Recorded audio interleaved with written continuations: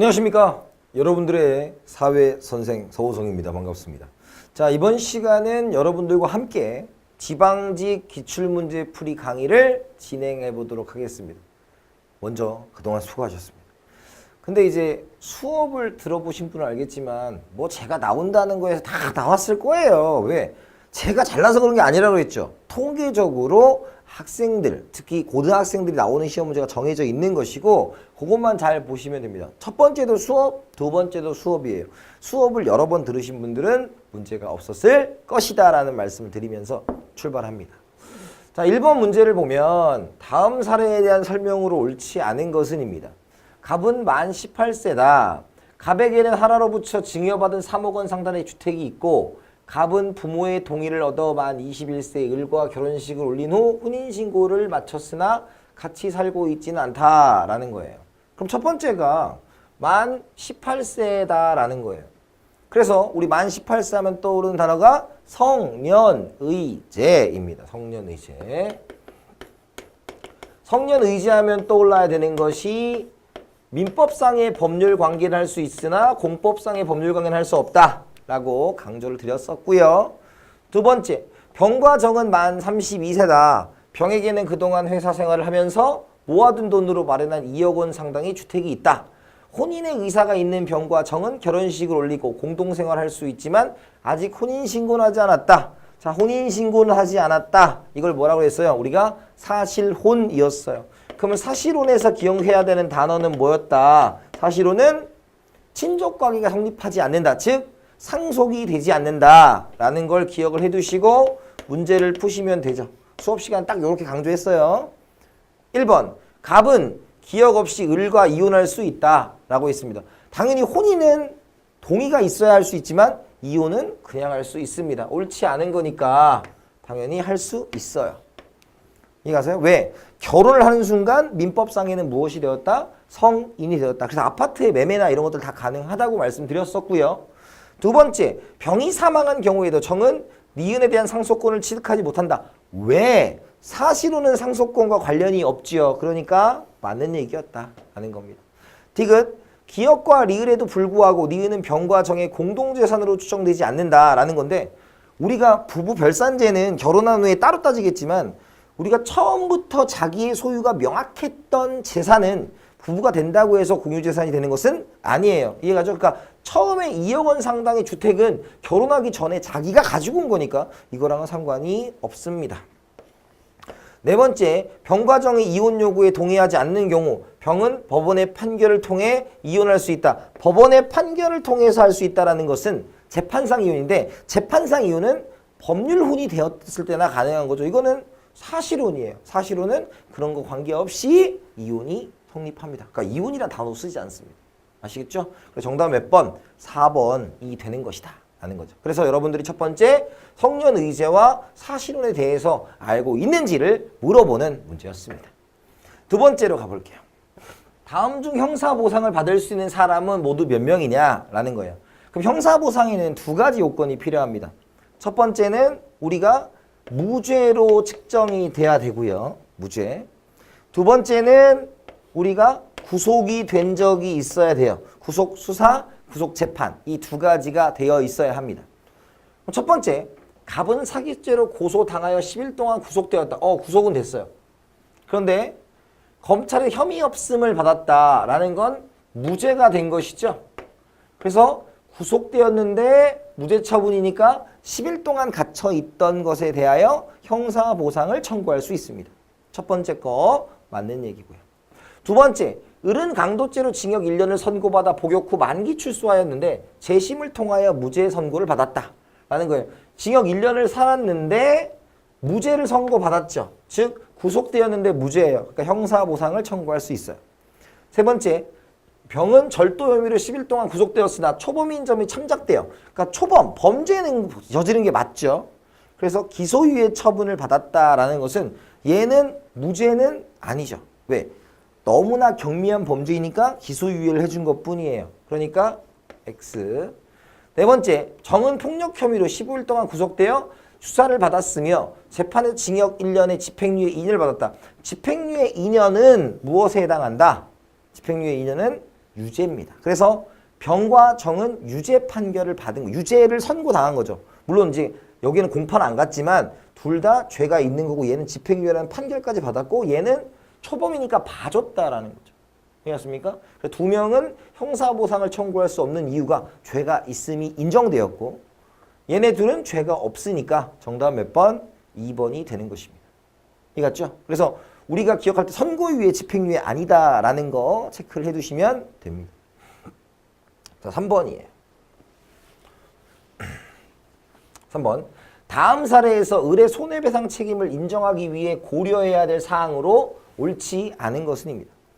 초등학생인 갑은 자신의 어머니 을과 이웃의 대화를 나눈 사이에 장난감 권총으로 지나가던 행인 병에 눈을 맞춰 상해를 입혔다라는 거예요. 즉, 갑 있고 을이 있는데 병이에게 지금 뭐 했어요? 이렇게 손해를 발생시켰고 그래서 병이 을한테 손해배상을 청구할 수 있다라는 거죠. 이걸 우리가 뭐라고 했다?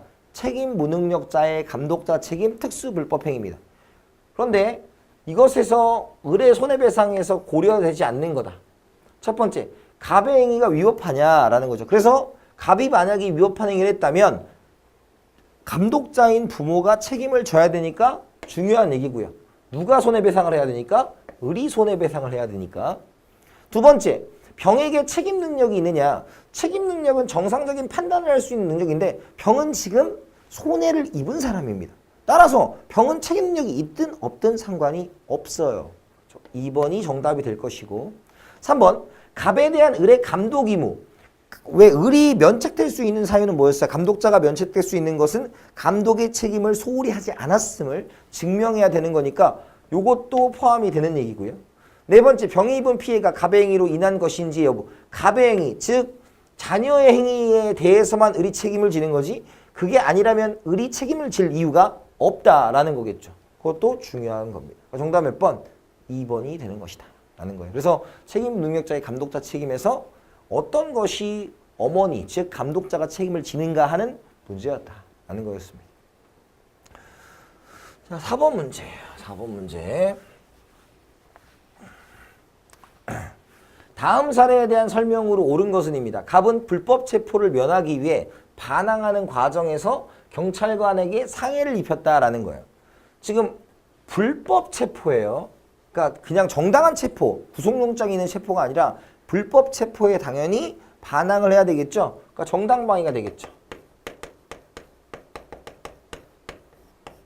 두 번째, 산부인과 의사는 을의 임산부의 생명을 구하기 위해 낙태수술 행위를 하였다라는 거죠. 누가 한 거야? 의사가 한 거죠. 의사가 했기 때문에 의사는 정당 행위를 한 거예요.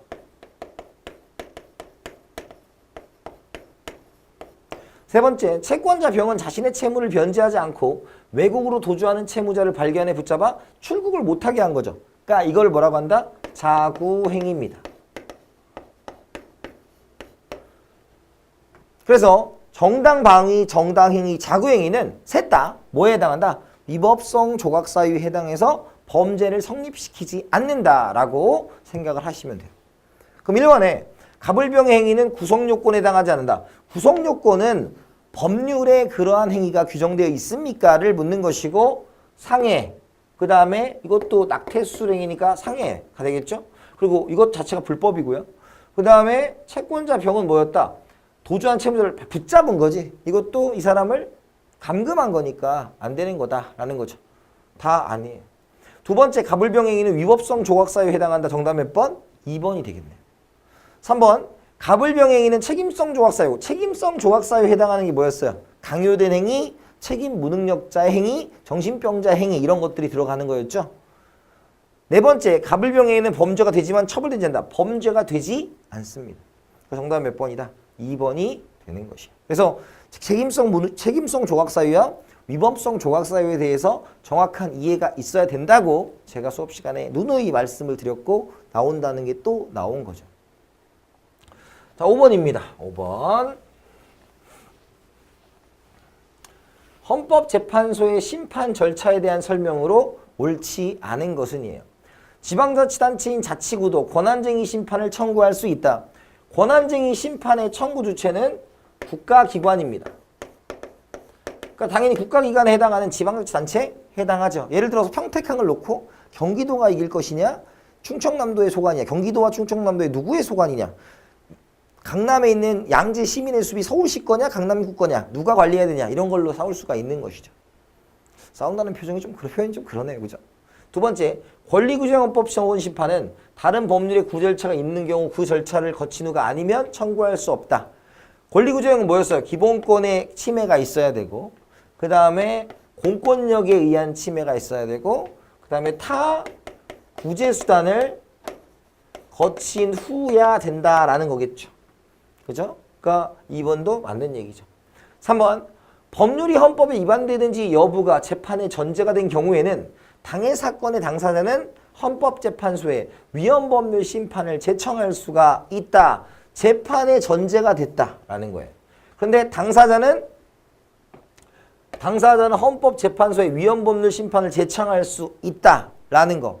왜? 위헌법률 심판 제청은 누가 하는 거예요? 법원이 하는 겁니다. 법원. 그래서 여기서 얘기하는 건 뭐냐면 우리가 이런 구조였죠. 당사자가 있으면 먼저 법원에 뭘 신청해야 된다? 위헌 법률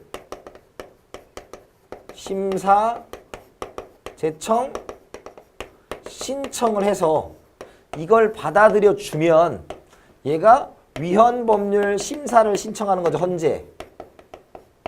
그죠? 그래서 이렇게 됐을 때 이렇게 끝나는데 이거는 위헌 법률 심판 헌재하는 게 아니라 당사자는 누구한테 해야 돼? 법원한테 하는 거죠. 근데 당사자가 이것이 뭐가 되면 기각이 되면 이렇게 위헌 법률 심사형 헌법 소원을 제청할 수 있는 거죠. 무슨 말인지 가요?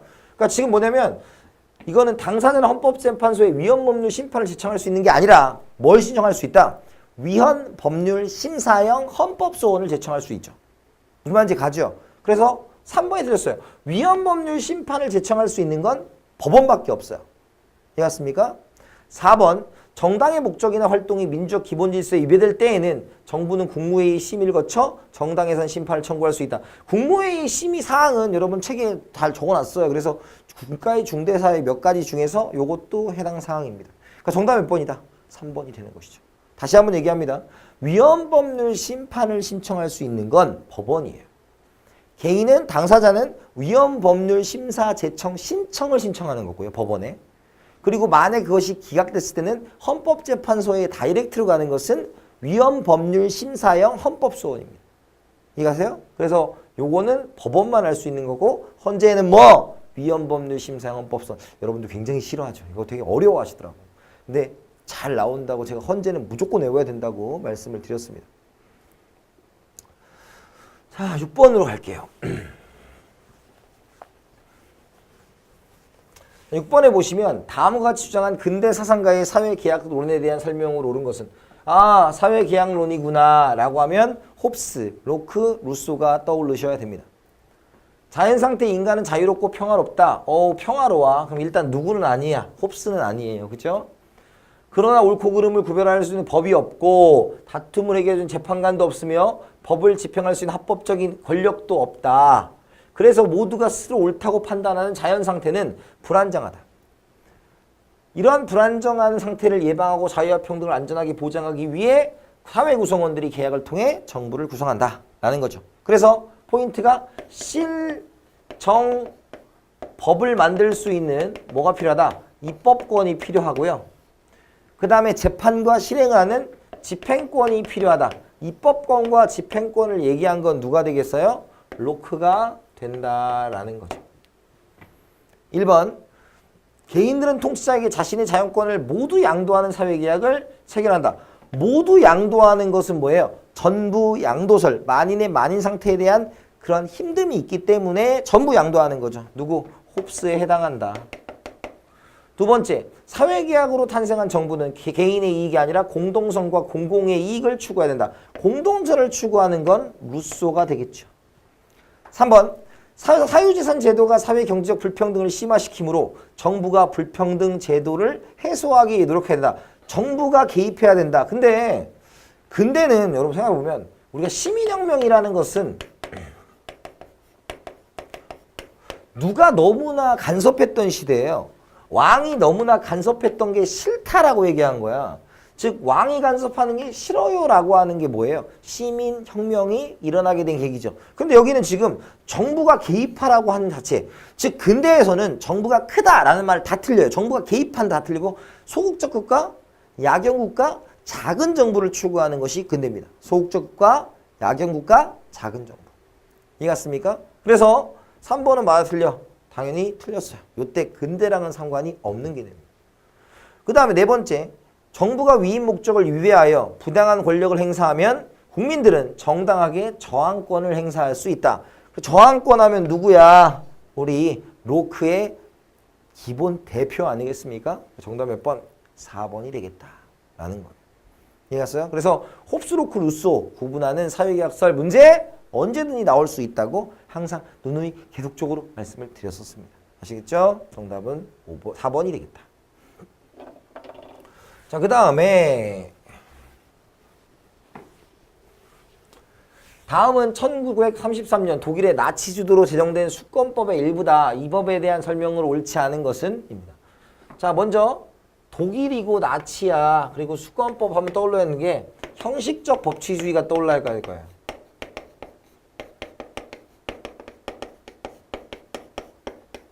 형식적 법치주의가 떠올라야 될 것이다 라는 겁니다. 따라서 옳지 않은 거예요. 제1조 라이 독일 제국의 법률은 라이 헌법에서 규정하고 있는 절차에 의하는 것 외에 라이 정부에 의해서도 해결될 수 있다. 그러니까 정부가 법률을 만들 수 있다라고 얘기하는 거고요. 2조 라이 정부가 의결하는 법률은 라이 헌법과 다른 규정을 둘 수 있다. 헌법에 위반될 수 있다라는 거죠. 그래서 만들어낸 게 뭐예요? 유대인을 학살한 겁니다. 그럼 1번 다수결의 원칙에 위배하여 채택되었다. 아니에요. 이때는 그 시대적 상황이 대공황과 유대인에 대한 분노가 있었기 때문에 히틀러를 국민들이 지지해서 이러한 것들이 만들어진 겁니다. 따라서 다수결의 원칙에 위배됐다라고 말할 수는 없어요. 그러니까 정답은 1번이 아니에요. 1번이 아니에요.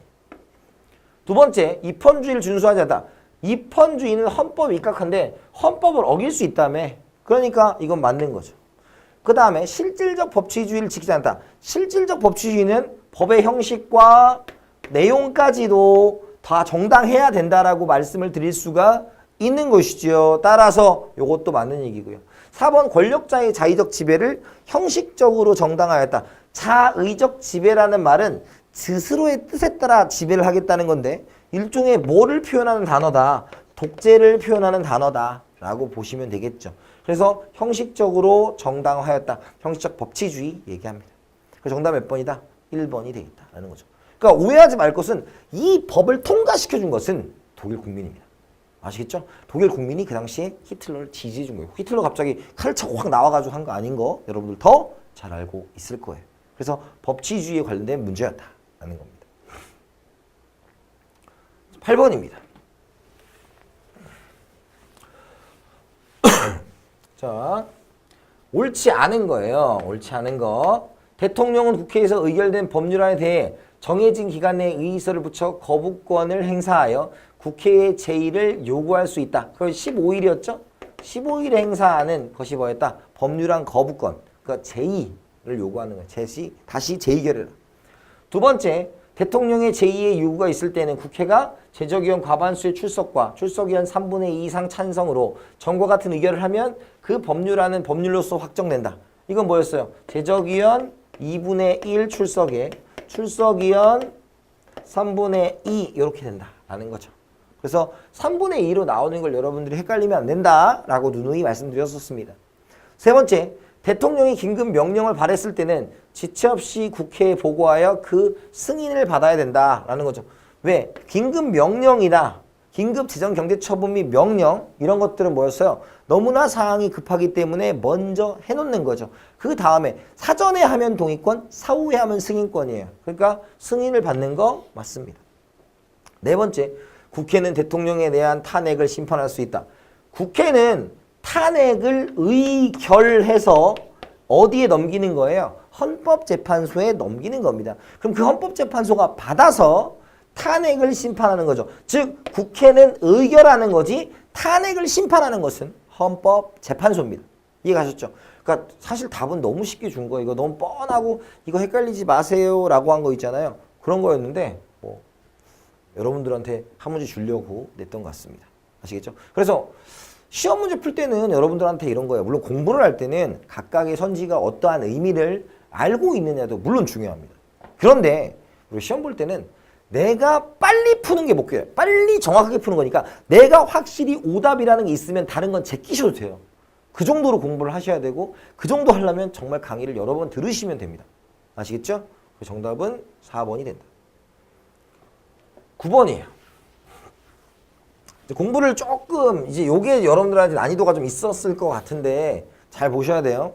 먼저 우리나라 국회의원 선거에서 표의 등가성에 의한 설명으로 옳은 것만입니다. 그럼 표의 등가성은 뭐냐면 평등선거의 원칙이고 표 가치에 대한 얘기예요. 표 가치.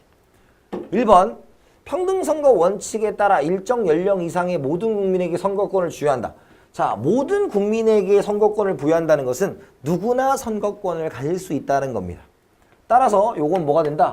보통선거의 원칙이라고 보시면 돼요. 보통선거의 원칙. 그럼 보통선거니까 지금 기억은 틀렸습니다. 그러니까 일단 3번 제끼면 되겠죠? 그 다음에 니은 게리맨더링이란 용어는 2012년 미국 매사추세츠 주지사 게리가 표의 등가성에 원리된 선거구를 확정한 데다. 게리는 표의 등가성과 관련이 없고요. 자신의 당선자가 많이 나올 수 있는 구조를 만들겠다라고 얘기한 거예요. 이해가세요? 그래서 이건 등가성이랑은 상관이 없는 구조입니다. 그래서 요것도 아니에요. 이거 소선거구제에서 인구수가 선거구 간에 크게 다르다면 표의 등가성 원칙에 어긋날 수 있다 했어요. 그래서 우리가 등가성 수업 시간에 얘기해도 첫 번째가 뭐였습니까? 선거구 간 인구수 차이. 두 번째가 당선장, 중대선거구에서 당선자 간 표 차이. 세 번째가 소선거구에서는 뭐가 나올 수 있다? 사표가 있을 수 있지만 비례대표에는 사표가 없다라는 거죠. 그래서 봉쇄 조항이 없다면 그래서 사표가 있는지 없는지 세 가지 여부가 있었어요. 그래서 디귿은 맞는데 이제 리을을 여러분들 헷갈리시면 안 돼. 잘 봐요. 현행 국회의원 선출 방식의 한 유권자가 행사하는 지역구 1표의 가치는 그가 행사하는 비례대표 1표의 가치보다 작다. 아니야. 봐봐요. 이 작다라는 게 무슨 뜻이냐면 지역구 한 표는 우리가 당선에는 유효표가 있고 그죠? 낙선을 하는 사표가 있죠. 근데 낙선인 사표인 경우에는 그럴 수 있죠. 왜? 비례대표는 표의 가치가 반영되지만 우리가 낙선된 사표는 반영이 안 되니까 그럴 수 있는 가능성이 존재합니다. 그러나 요거는 다이가 달라. 이쪽이 훨씬 더 표의 가치가 높을 수도 있는 거예요. 아시겠죠? 그래서 이건 아니에요. 다시 얘기하면 사표일 경우는 그렇겠지만 유효표인 경우, 당선의 표의 경우는 그렇지 않을 수도 있다라는 겁니다. 아시겠죠? 그 다음에 리을, 표의 등가성의 원리에 어긋난 선거구는 헌법재판소가 다시 획정한다 그랬어. 헌법재판소가 획정하는 게 아니라 선거구는 뭐다? 법정주의예요. 법정주의. 선거구는 법정주의입니다. 이해가세요? 그래서 법정주의는 의회에서 법률을 정하는 겁니다. 헌재에서 정하는 게 아니에요. 그러니까 정답은 몇 번이다? 1번이 되는 겁니다. 아시겠죠? 그래서 리을에 대해서 여러분들이 정리를 잘 해두셔야 합니다. 이게 조금 여러분들이 많이 틀렸을 거예요. 리을이 왠지 끌렸을 경우가 있었을 거니까. 그 다음에 이제 10번 문제로 보면요. 10번 문제. 국제환경 문제에 대한 다음 글에 공통적으로 나타나는 국제사회의 특성으로 가장 적절한 것은입니다. 환경 문제는 골목길 청소에 비교되기도 한다. 예를 들어 혼자 골목길을 청소하는 수고가 150, 둘이 청소하는 수고는 75, 깨끗한 골목길이 주는 효용은 100이라고 하자. 이러한 경우 골목길은 더러운 상태로 남아있을 수 있다. 왜? 함께 혼자 하면 150이니까 안 하게 되는데 함께 하기는 귀찮은 거죠. 이해갔습니까? 두 번째, 지구온난화가 인류에게 장기적으로 심각한 위협이 되고 있다는 인식이 광범위하게 받아들여지고 있다. 지구온난화의 주요 원인으로 주목받고 있는 온실가스의 배출을 줄이려는 교토 의정서의 합의가 있었지만 온실가스의 배출은 줄지 않았다. 즉 국제적 합의가 있다고 해도 그걸 지키는 걸 강제할 수는 없는 거죠. 왜? 나한테 실제적으로 수고가 많이 든다고 생각하기 때문에. 1번 국제환경의 갈등은 선진국 개발도상국 간의 선진국에서 더욱 심각하다. 선진국 간에라는 얘기는 없어요. 그죠? 적절한 거니까. 2번 국제환경난 문제는 어느 누구도 양보하지 않으면 모두 파국에 이르는 치킨 게임이기 때문에 한쪽의 양보에 의해 해결된다. 지금 양보를 해라 마라 라는 얘기는 아니야. 치킨은 겁쟁이 게임이에요. 대표적으로 차차 오면서 팍 올 때 이제 누가 먼저 핸들을 꺾느냐 이거잖아요. 그런 얘기는 아니에요. 3번 국제협력의 결과가 반대의 결과보다 모두에게 이득이 됨에도 불구하고 국제협력은 잘 성사되지 않는다. 이유가 뭐예요? 골목길 청소다 라고 얘기하는 거죠. 왜? 혼자 할 때는 150인데 편익은 100밖에 안 되고 나눠서 하겠는데 귀찮은 거지. 정답은 3번이 되는 것이고 4번 국제환경 문제는 조약 체결에 의해 실질적으로 해결된다. 조약만 체결되면 되는 것이 아니죠. 왜? 강대국이 안 할 수도 있기 때문이다 라는 겁니다. 그래서 이건 약간 그냥 여러분들 쉬어가라고 준 문제예요. 약간 언어적인 프로그램이 필요한 거였고 정답은 3번입니다. 10번까지가 이제 우리가 법가정치 문제가 나왔고요. 우리가 이제 두 번째로 11번부터 진행을 해보죠. 11번도 여러분들이 은근히 헷갈릴 수 있는 문제예요. 다음에 설명하고 있는 소형주택 시장에 생긴 변화를 적절하게 분석한 것은입니다. 각국에서는 소형주택에 대한 선호가 높아져서 소형주택 가격이 상승하였다라는 거예요. 그러면 선호가 증가한다, 수요가 증가한다. 수요가 증가하면 오른쪽으로 가야 되니까 3, 4번은 아니야. 그죠? 수요가 다 왼쪽으로 갔기 때문에. 이해 가셨죠? 근데 이제 이쪽으로 오게 되면 이제 무슨 일이 있어? 이와 같은 소형주택의 가격 상승에 따라 건설사들은 공급량을 늘리고 있다라는 거죠. 공급량을 늘리고 있다. 근데 봐봐요. 가격 상승에 따른 공급량이기 때문에 공급 곡선이 이동한 적은 없고 그 가격이 움직인 거니까 공곡선으로 이동하면 안 돼요. 그래서 요건 안 되죠. 왜? 이거는 이렇게 이동한다는 것은 뭐예요? 뭐 기술이 개발되었다든지 뭐 이런 것들이 들어가야 되니까. 그래서 가격 변동은 수요가 증가해서 공급이 늘어났다 이렇게 가는 거예요. 그래서 정답은 몇 번? 1번이다. 그래서 2번으로 여러분들이 하실 가능성이 좀 있을 것 같은데 얘기했죠. 가격 변동이면 수요량, 공급량, 곡선 자체 내에서 이동. 그리고 가격 외변동이면 수요나 공급 둘 다 증가하면 곡선이 오른쪽, 감소면 왼쪽으로 이동한다 라는 말씀을 드린 적이 있습니다. 아시겠죠? 그래서 정답 몇 번? 1번이다 라는 거예요. 그 다음에 12번이에요. 밑줄 친 특정 조치로 가장 적절한 것은 A 상품은 어떤 사람이 소비하더라도 다른 사람의 소비에는 영향을 주지 않을 뿐 아니라 구입하지 않은 사람들도 구입한 사람들과 똑같은 혜택을 누릴 수 있었다라는 거예요. 그러니까 소비에는 영향을 주지 않는다라는 것을 경합성, 어이구, 힘이 들어갔네요. 경합성이라고 얘기하고 그 다음에 구입하지 않은 사람도 쓸 수 있다라는 것을 우리가 뭐라고 한다? 비배제성이죠. 그렇죠? 그런데 정부가 특정 조치를 취하자 A 상품은 어떤 사람이 소비를 하더라도 다른 사람의 소비에는 영향을 주지 않는 점에서 변함이 없었으나 구입하지 않은 사람들은 혜택을 누릴 수 없게 되었다라는 겁니다. 이해 가셨죠? 그래서 요것은 어때요? 이제 지금 구입하지 않은 사람들이라는 것은 이제는 비배대성, 대가를 지불하지 않아도 사용할 수 있었던 것에서 대가를 지불해야만 사용할 수 있는 걸로 바꿨다라는 겁니다. 그래서 배제성을 부여하였다. 1번 군사력 증강을 통한 국방 서비스 확대다. 이거는 공공재를 늘렸다는데 배제성을 부여했다 이런 얘기는 없고요. 두 번째 막히지 않는 여기가 뭐예요? 비경합성이 되겠고 무료 도로는 비배제성이 되는데 유료화니까 배제성을 부여하였다라는 거겠죠. 그러니까 정답 몇 번이다? 2번이 되는 것이죠. 3번에 공중파 라디오 방송사에 대한 지원 강화. 이건 그냥 공공재를 더 늘린 거고. 네 번째 4번인데 여러분들이 봐봐. 작은이라는 뜻이 경합성이 있다는 뜻이에요. 왜? 작다라는 것은 경쟁이 이루어지고 그로 인해서 경쟁 때문에 그걸 누리지 못하는 사람들이 분명히 존재할 수 있다는 것이죠. 따라서 경합성이 있고요. 무료니까 배제성은 없는 거예요. 근데 이거는 배제성을 만들어냈다라는 거겠지. 그래서 정답 몇 번이다? 2번입니다. 그래서 이 문제는 여러분들이 경합성과 배제성에 대한 명확한 이해가 있는지를 살펴보고자 했다라는 겁니다. 정답은 2번이 되겠어요. 13번. 아주 쉬운 문제죠. 13번. 다음 상황에 바르게 서술한 것은 이에요. 배추 재배 농가들의 수확량을 3분의 1을 폐기 처분했다라는 거예요. 그러면 수확량을 3분의 1을 폐기 처분했다. 공급을 감소시켰다. 라는 겁니다. 공급을 감소시켰다. 그러면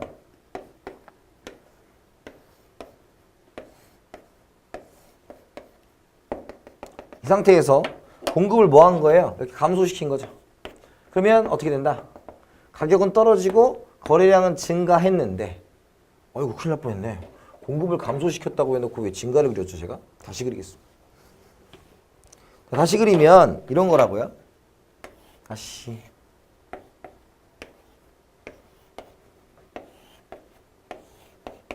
균형 가격과 균형 거래량이 있었죠? 근데 뭐 했다? 폐기 처분한 거 아니에요? 폐기 처분. 폐기 처분했으니까 공급을 뭐 했다? 이렇게 줄인 것이겠죠. 그러면 증가, 감소 이렇게 되는 것이죠. 이해갔습니까? 그러면 지금 배추 가격이 상승하고 총 수입이 증가했다라는 것은 결국 수요 곡선상에서 가격이 증가했는데 판매 수입이 증가했다라는 것은 우리가 가격 상승, 매출 증가, 총 수입 증가, 수요 가격 탄력성이 뭐다? 비탄력적이다 라는 거죠. 정답 몇 번? 3번이 되겠다. 그래서 수업 시간에 했던 게 뭐냐면 탄력적일 때 판매 수입을 증가시키려면 가격을 내려야 된다. 비탄력적일 때는 가격을 올려야 된다라고 말씀을 드렸었습니다. 정답은 3번이 되겠고요. 14번이에요.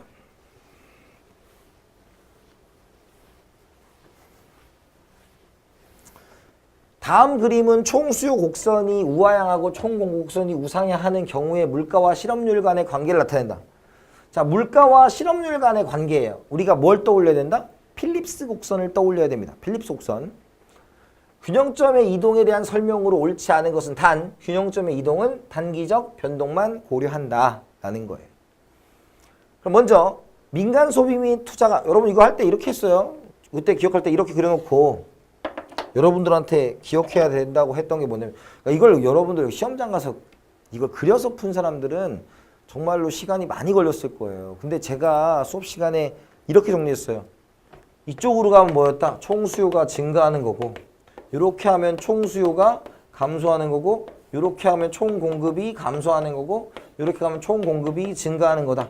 이걸 이제 기억했으면 쉽게 푸는 거예요. 근데 이걸 가지고 그림을 그려서 풀었다. 공부 더 필요합니다. 정말로. 이거 지금 서울시에도 나왔죠, 이거. 그러니까 이것도 여러분들이 굉장히 심플하게 푸는 거예요. 이걸 가지고 시험장 가서 여기서 이걸 가지고 이렇게 해가지고 이제 물가와 생산을 그려서 총 공급과 총 수요를 그려서 이게 어떻게 됐는지 총 수요가 증가했다. 그러면 물가는 올라갔다. 국민소득은 증가했다. 실업은 감소했다. 이렇게 풀면 전혀 답이 없어요. 이해가세요? 심플하게 풀려고 노력을 해야 돼요. 이거를 대한 증명은 제가 수업 시간에 굉장히 말씀드렸잖아요. 그죠? 그러니까 여러분들이 좀 수업 시간에 했던 그런 노하우들을 활용해야 돼요. 아느냐가 중요한 시험이 아니에요. 맞느냐가 중요한 시험이에요. 이해가세요? 시간을 줄여야 돼요. 13분 내에 풀어야 된다. 그게 우리 사회가 가지고 있는 숙명입니다. 아시겠죠? 자, 그러면 갈게요. 자, 첫 번째.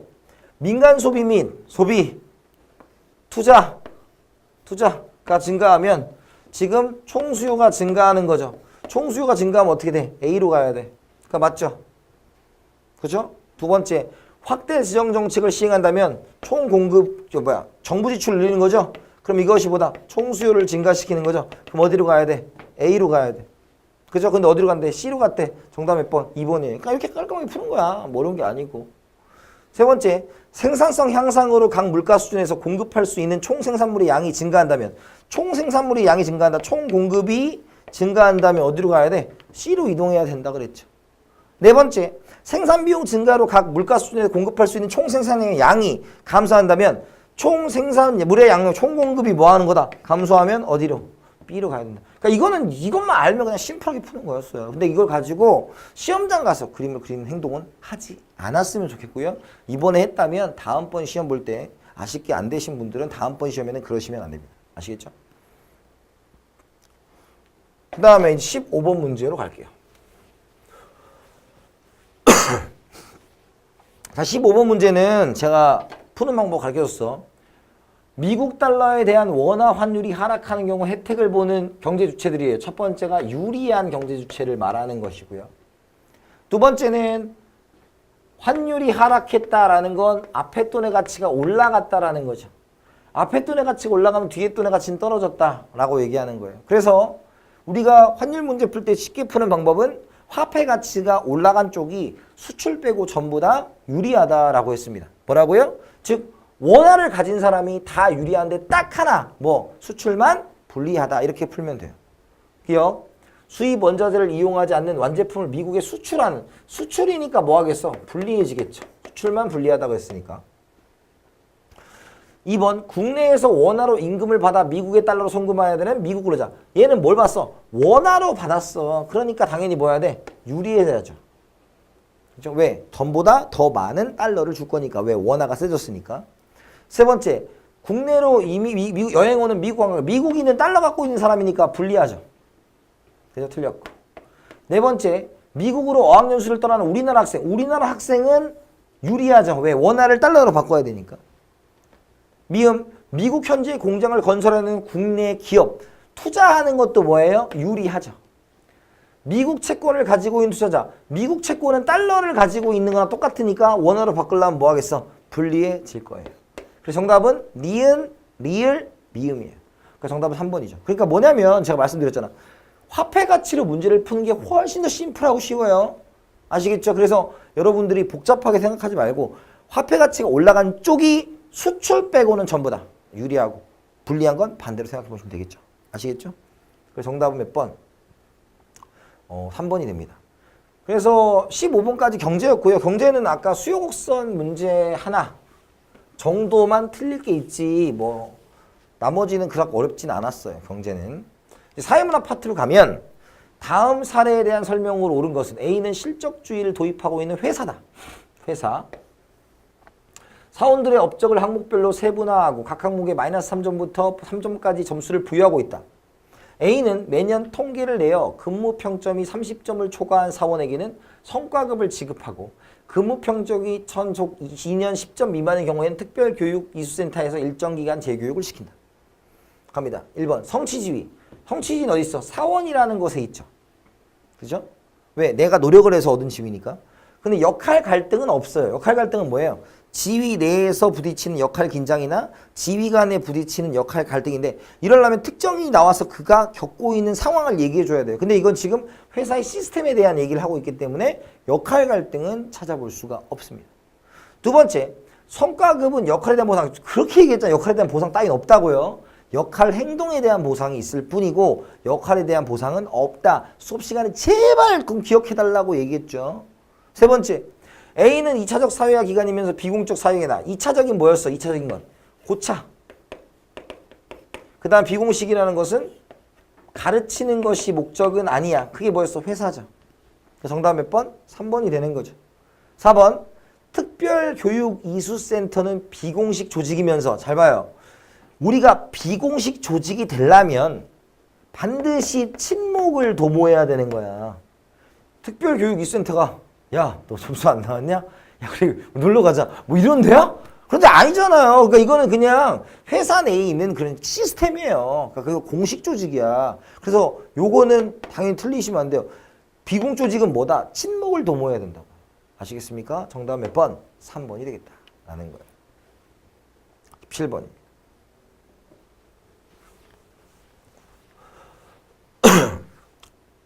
다음 연구에 대한 설명으로 옳지 않은 것. 연구자 갑은 우리나라 노인들의 인간관계 밀도와 삶의 만족도의 관련성을 밝히는 연구를 수행했다라는 거예요. 자, 그래서 인간관계 밀도, 삶의 만족도 이것에 뭘 찾고 싶다? 상관관계를 찾고 싶다라는 거죠. 원인과 결과, 독립변수와 종속변수의 관계를 찾고 싶다. 그래서 이걸 뭐라고 그랬어? 우리가 양적 연구죠. 양적 연구. 그럼 양적 연구에 나와야 되는 단어가 뭐였어? 양적 연구, 방법론적 이론론, 개념의 조작적 정의, 연역적 연구. 처음 들으시는 분들은 오 당황스러울 건데 그거 아니에요. 그러니까 수업 시간에 그렇게 좀 기억을 해달라고 얘기했죠. 다시 쉽게 말하면 이렇게 표현했죠. 가설이 있으면 양적 연구, 가설이 있으면 연역적 연구, 가설이 있다는 것은 자연과학의 방법과 동일하니까 방법론적 이론론, 가설을 증명해야 되니까 통계자를 찾아야 되니까 개념의 조작적 정의, 이렇게 네 가지를 기억하라고 했죠. 그래서 지금 요 법칙을 찾겠다, 가설을 찾겠다라는 거죠. 연구주제와 관련해 가설을 설정하고 끝났어. 가설 있어, 가설. 그죠? 가설. 양적 연구. 이를 검증하기 위하여 서울에 거주하는 70세 이상의 남자와 여자를 임의로 300명씩 선정하여 설문조사를 실시했다. 자료의 통계 분석 결과 노인의 인간관계 밀도가 높을수록 삶의 만족도가 높은 거 나타났다. 그러니까 가설이 뭐였다? 수용했는데 문제는 포인트가 서울에 거주하는 70세만 했다 이거야. 그러니까 이건 뭐야? 대표성이 있다 없다? 없다라고 볼 수가 있죠. 갑시다. 1번. 추상적 개념을 측정 가능한 지표로 설정하는 과정이 필요하다. 그걸 뭐라 했어? 개념의 조작적 정의가 있다.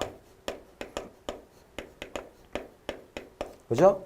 두 번째, 다수를 대상으로 대량의 자료를 수집할 수 있는 방법이 활용했다. 그게 뭐였어요? 질문지법. 표본의 대표성이 없어 분석 결과를 모집단 전체에 일반화할 수 있다. 아까 서울에만 있으면 안 된다 그랬죠? 그래서 대표성 가지려면 성별, 지역, 연령을 모두 체크해야 된다라고 말씀드렸고요. 네 번째, 자료 분석 과정에서 감정이입과 직관적 통찰을 중시한다. 감정이입, 직관적 통찰, 대표적으로 질적 연구에서 쓰는 단어라고 누누이 말씀드렸습니다. 그래서 정답은 4번이 되는 거죠. 그러니까 어려운 문제는 아니에요. 그러니까 우리가 가설이라는 키워드만 찾을 수 있으면 별로 어려운 문제가 아니었다. 18번입니다.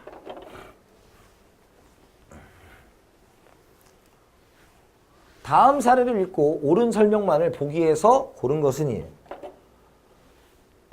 자, 가 A사회와 B사회 접촉 과정에서 A사회의 의복 문화가 B사회의 의복문화로 대체됐다.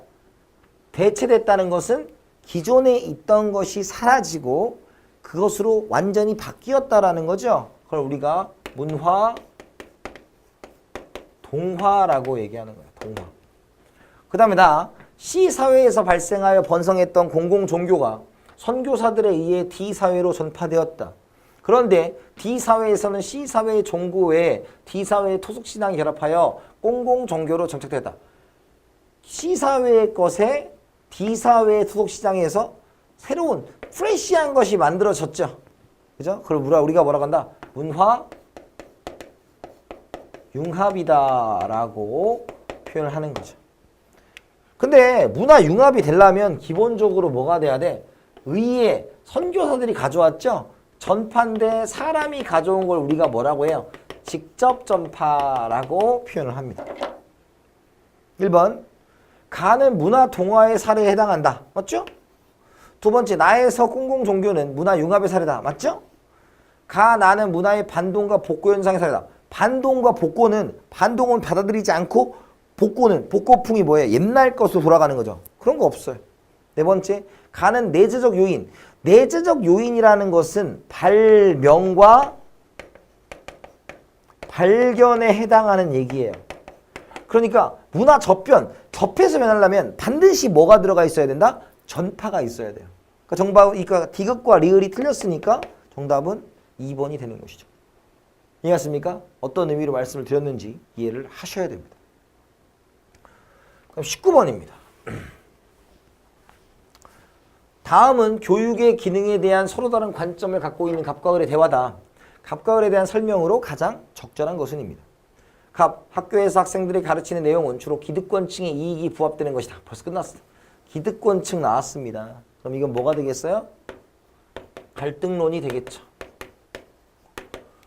교육제도는 지배계급의 지배를 정당화하기 위한 수단으로서의 기능을 수행하고 있습니다. 또한 교육제도는 개인들의 사회적 지위를 고착화하는 데 기여하고 있습니다.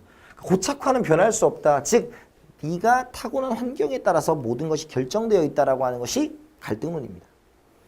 그렇지 않습니다. 교육제도는 개인들의 사회계층의 이동의 기회를 주는 역할을 수행하고 있고 또한 교육제도는 교육성원들로 하여금 사회적 규범과 가치관을 내면화하도록 하고 사회적 역할에 필요한 지식과 기술을 습득하나 즉 사회, 유지, 균형, 조화 이런 것들을 위해 필요하다 기능론이 되는 것입니다.